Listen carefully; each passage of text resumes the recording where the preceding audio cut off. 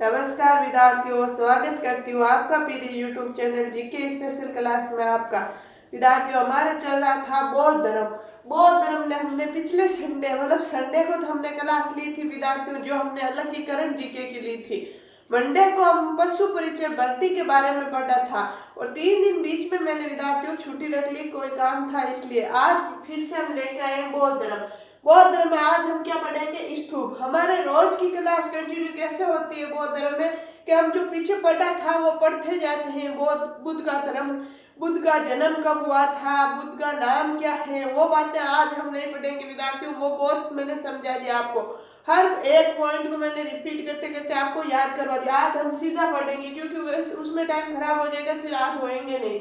आज हम स्तूप पूरे पढ़ेंगे, बौद्ध धर्म में जो स्तूप है वो पूरे पढ़ लेंगे। तो बौद्ध धर्म अगला पॉइंट है विद्यार्थियों, स्तूप। क्या है स्तूप क्या है? बौद्ध भिक्षुओं की अस्थियों के ऊपर उल्टे कटोरा नुमा आकृति के बनाए जाने वाले मंदिरों को स्तूप कहते हैं। किसे कहते हैं विद्यार्थियों? बौद्ध भिक्षुओं की अस्थियां।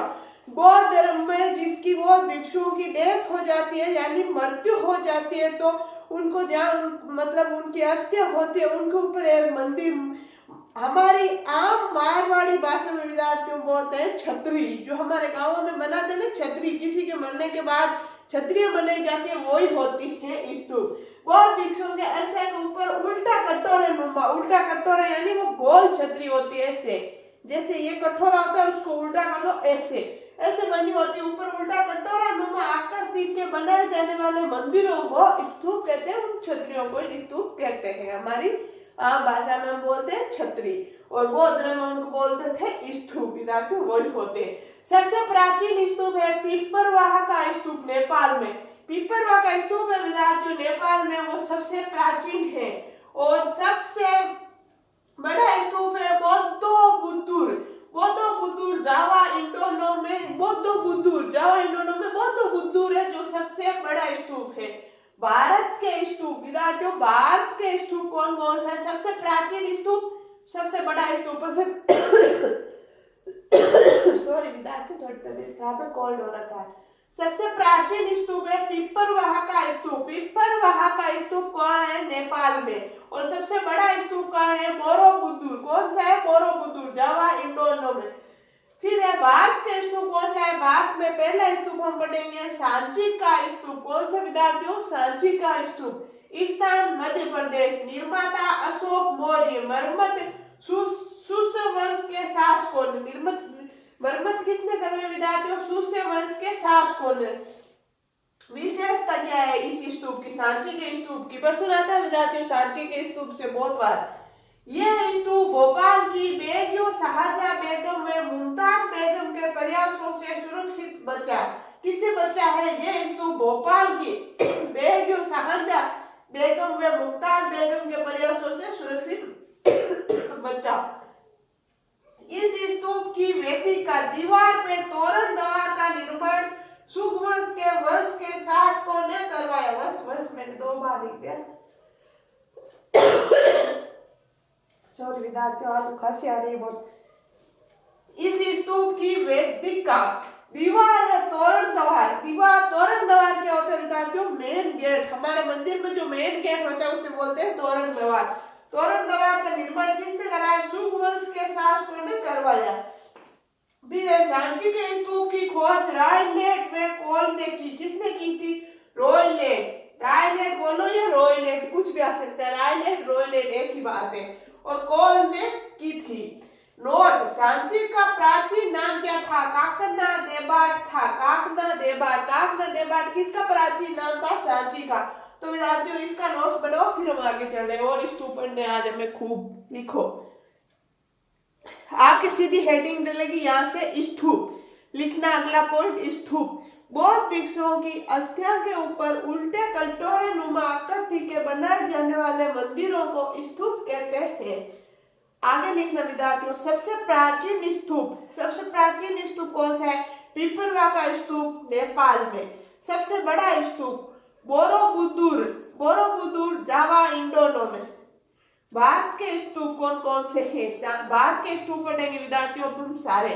तो पहला है सांची का स्तूप हेडिंग लगाना भारत के स्तूप, उसमें 1 नंबर लिखना सांची का स्तूप, स्थान मध्य प्रदेश, निर्माता अशोक मौर्य, मरम्मत शुंग वंश या शुशक वंश के शासकों ने, विशेषता ये स्तूप भोपाल की बेगम शाहजहां बेगम व मुमताज बेगम के प्रयासों से सुरक्षित बचा। 2 नंबर विशेषता लिखना, इस स्तूप की वेदिका या दीवार में तोरण द्वार का निर्माण शुंग वंश के शासकों ने करवाया। 3 नंबर लिखना, सांची के स्तूप की खोज रॉयलेट या रायलेट, एक ही बात है, रॉयलेट व कोल ने की। फिर नीचे एक नोट्स लगा के लिखना, सांची का प्राचीन नाम काकनाथ बाट, काकनाथ बाट, काकेनादेबाट नाम था सांची का प्राचीन। तो आपने शायद स्क्रीनशॉट ले लिया होगा या अच्छे से नोट्स बना लिया होगा। चलो आगे चलते हैं। आज थोड़ी सी तबीयत खराब है, कोल्ड हो रखा है, तो शायद आवाज अलग आ रही है थोड़ी सी, उसके लिए समझ आती हूँ।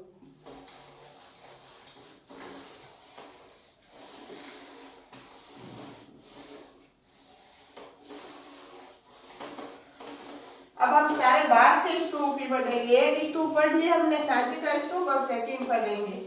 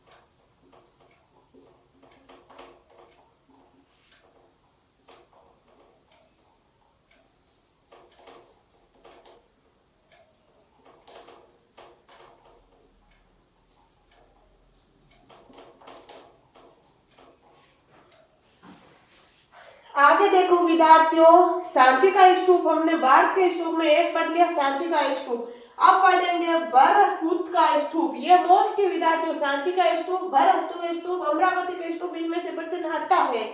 बरहुत का स्तूप स्थान मध्य प्रदेश, निर्माता अशोक मौर्य, पुण्य निर्माण शुंग वंश के शासकों ने, खोज अलेक्जेंडर कनिंघम ने। अलेक्जेंडर कनिंघम ने, अलेक्जेंडर कनिंघम ने किसकी खोज की थी? बरहुत का स्तूप की। बरहुत का स्तूप, यह वर्षन बहुत बार आता है, या तो सांची का या बरहुत का, इनमें से पूछते हैं।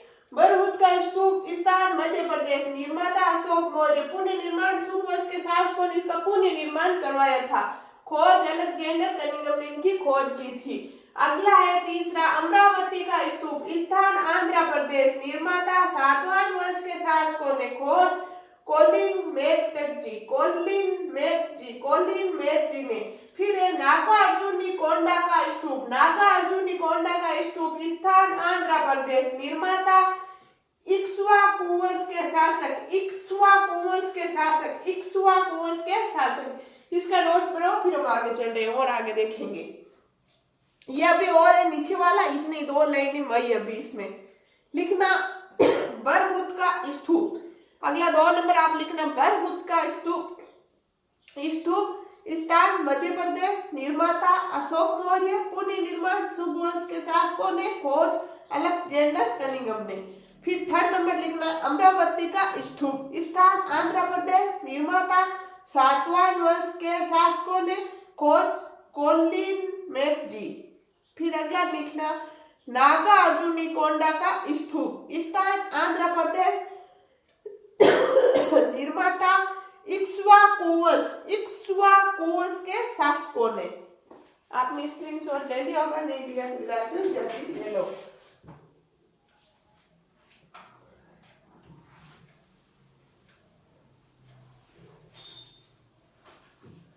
शायद आपने ले ली होगी, ये 4 ही है, ये ऐसे नहीं है, मैंने अलग अलग लिख दिया ऐसे, तो ये इसका 4 नंबर, या 4 भी लगा सकते हो, लगा लेना।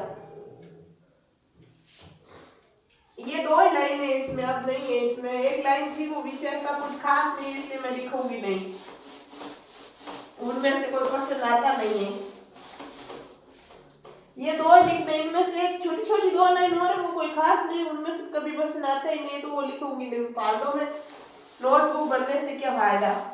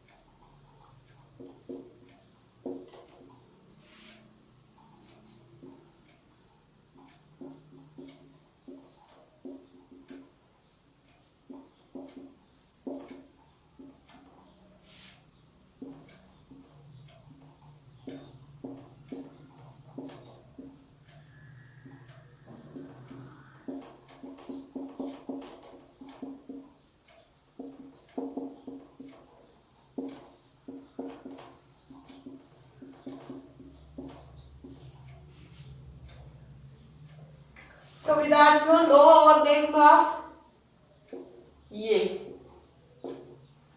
6, 7। दम्मक स्तूप, दम्मक स्तूप कौन सा है? स्थान सारनाथ, निर्माण अशोक मौर्य। 2 ही बातें हैं इसमें। दम्मक स्तूप स्थान सारनाथ, निर्माण अशोक मौर्य। बांजा का स्तूप स्थान मध्य प्रदेश, निर्माता शुंग वंश के शासक। ये इसमें इतनी बातें थी, लिख लो। दम्मक स्तूप स्थान सारनाथ, निर्माण अशोक मौर्य। बांजा का स्तूप स्थान मध्य प्रदेश, निर्माता शुंग वंश के शासक। लिख लिया होगा आपने शायद अच्छे से। 2 बातें थी, इसमें कुछ खास नहीं था इतना बड़ा।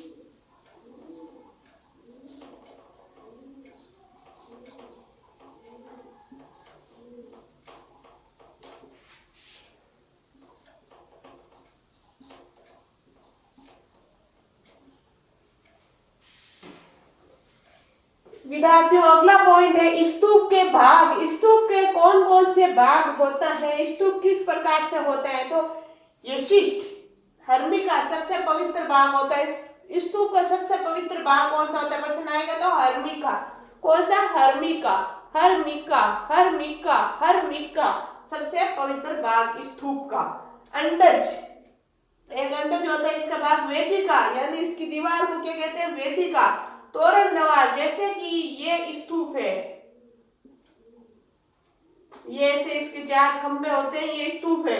तो तोरण द्वार होता है विद्यार्थियों, जो इसके मुख्य द्वार है, जो गेट है, उसी को बोलते हैं विद्यार्थियों तोरण द्वार। अंडज क्या है? ये अंडज है विद्यार्थियों, ये इसका वेदिका, यानी ये इसकी दीवार है, ये इसको बोलते हैं वेदिका। सबसे पवित्र भाग होता है हर्मिका और यशिष्ट, ये होता है स्तूप। फिर विद्यार्थियों मैंने नीचे नोट लिखा है, मंदिर का सबसे पवित्र भाग कौन सा होता है? स्तूप का तो होता है हर्मिका, तो मंदिर का सबसे पवित्र भाग होता है गर्भगृह। गर्भगृह आपको पता है, हमारा जो मंदिर होता है, ऐसे इस गुम्बद होती है, ऐसा मंदिर होता है, यहाँ जैसे शिवलिंग रखा हुआ है, ये शिव जी का शिवलिंग, ये मतलब मूर्ति कुछ भी समझ लो, जो ये होता है ये गर्भगृह होता है। मंदिर के जो ऐसे होता है ना गोल गोल होके ये वो बनी होती है गुम्बद, उसके अंदर गुम्बद के जो अंदर से होता है उसे बोलते हैं गर्भगृह भाग होता है, वो सबसे पवित्र होता है। तो विद्यार्थियों स्क्रीनशॉट ले लो, जल्दी इसका लिख लो आप इसको, फिर आगे चले लिखो।